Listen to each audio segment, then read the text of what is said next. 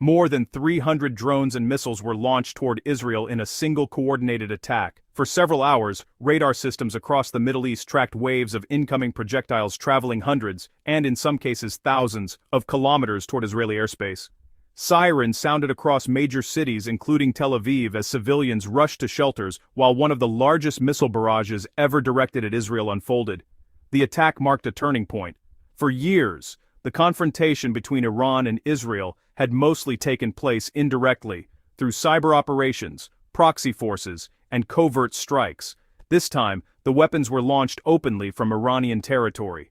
To understand how the situation reached this point, and why the consequences could reshape the region, we need to look at what led to the strike, what weapons were used, how Israel's defense network responded, and what it all means for the future balance of power in the Middle East.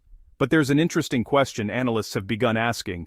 What if the real objective of the attack wasn't simply to cause damage, but to test an entire regional defense system under live conditions? The background: from shadow conflict to direct strike. For more than a decade, Iran and Israel have been engaged in what many security experts describe as a shadow war. Instead of large-scale direct battles, the conflict has played out through a mix of proxy militias, targeted assassinations, cyber attacks, and covert military operations.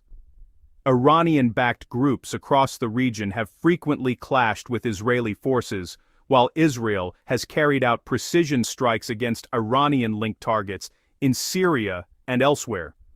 But the tensions escalated significantly after a series of Israeli operations reportedly targeting Iranian-aligned commanders in Syria and Lebanon. Then came a critical event, a high-profile strike that killed a senior general from Iran's Islamic Revolutionary Guard Corps, or IRGC. Iran publicly warned that the attack had crossed a red line. Soon after, Tehran announced a military operation called True Promise. For the first time in modern history, Iran launched a large-scale missile and drone attack directly from its own territory toward Israel.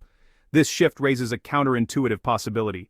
Some analysts believe Iran may have intended the strike not only as retaliation, but also as a demonstration, proving that it could bypass the traditional proxy model and strike directly if it chose to.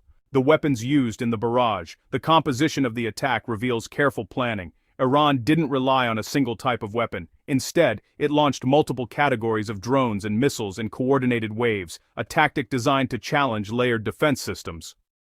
First came Shahed. 1. 36 loitering drones.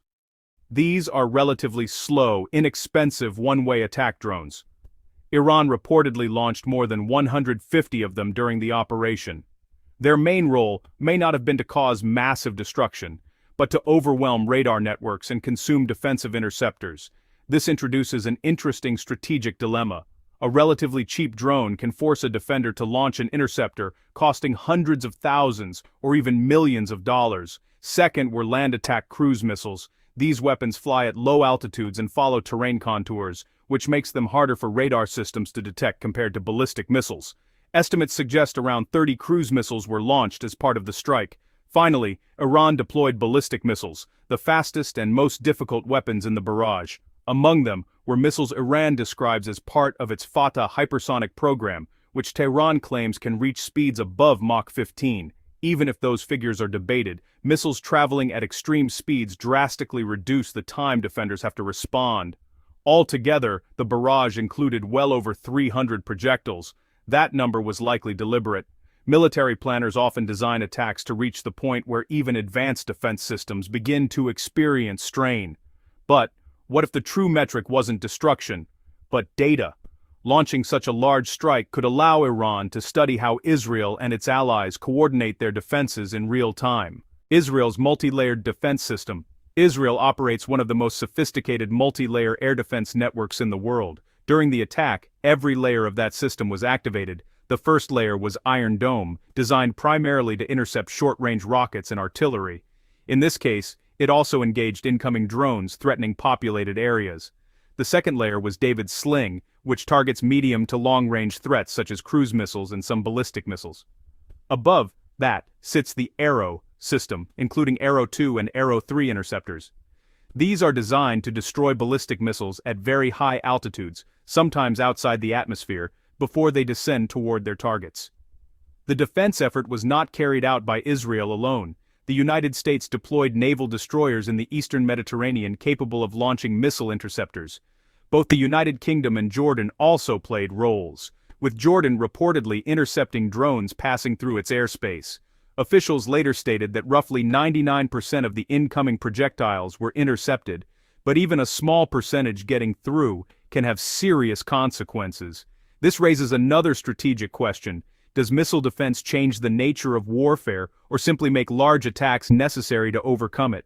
Despite the high interception rate, some missiles did reach Israeli territory. In the Tel Aviv metropolitan area, several residential buildings sustained structural damage. Shockwaves from intercepts in the air shattered windows across wide areas, while falling debris from destroyed missiles caused additional injuries. Civilian casualties were limited compared to the scale of the attack, but several people were injured by shrapnel and debris. At least one death was reported in southern Israel due to missile fragments. More significant damage occurred at military installations. The Nevatim Air Base in the Negev Desert, one of Israel's most important Air Force bases, was hit multiple times. Satellite imagery later showed damage to infrastructure including hangars, runway surfaces, and support facilities. One of the structures reportedly affected was a facility connected to F-35 aircraft maintenance. Another installation, Ramon Air Base, also showed evidence of impact craters near runway areas based on commercial satellite images reviewed by analysts. Even when physical damage is limited, such strikes can send a signal. Hitting airbases demonstrates that an attacker can reach strategic infrastructure. But here's the paradox. If the goal had been maximum damage, military analysts note that different targeting patterns might have been used, which, raises the possibility that the strike balanced retaliation with restraint, strong enough to make a point, but limited enough to avoid triggering immediate full-scale war. The international response reflected the deep geopolitical division surrounding the conflict. The United States strongly condemned the attack and reaffirmed its support for Israel's security. At the same time, Washington urged caution in Israel's response, signaling concern about a wider regional escalation. The European Union and the United Kingdom also criticized Iran's actions, calling the strike destabilizing. Meanwhile, Russia and China called for de-escalation but avoided placing direct blame, reflecting their complex diplomatic relationships with Tehran. Inside Israel, the government and military leadership convened extended war cabinet meetings to consider possible responses. The challenge was clear: how to respond forcefully enough to maintain deterrence without triggering a broader war involving Hezbollah, Hamas, and other regional actors. This is where miscalculation becomes the greatest risk.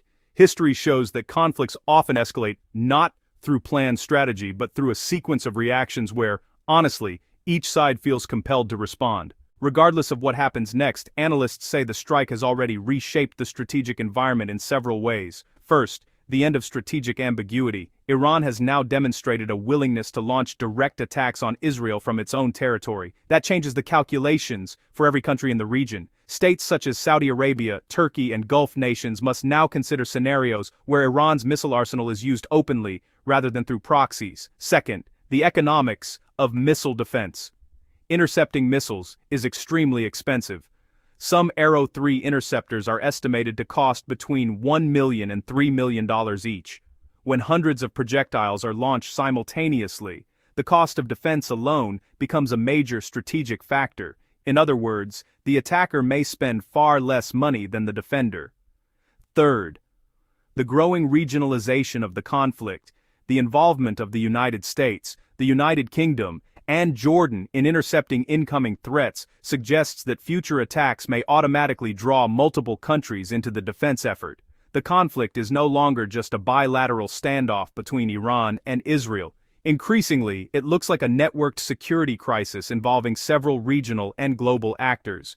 Tel Aviv remains standing, but the events of that night may mark a turning point. Hundreds of missiles and drones were launched, most were intercepted, some reached their targets, but the deeper impact may lie in the message the operation sent. The long-standing pattern of indirect confrontation between Iran and Israel may be shifting toward more open military exchanges. And that leads to a final question many analysts are now asking: what if this attack wasn't simply retaliation, but a preview of how future conflicts in the region might unfold? Because the distance between a contained crisis and a full regional war may now depend less on military capability and more honestly, on the next decisions made by leaders on all sides.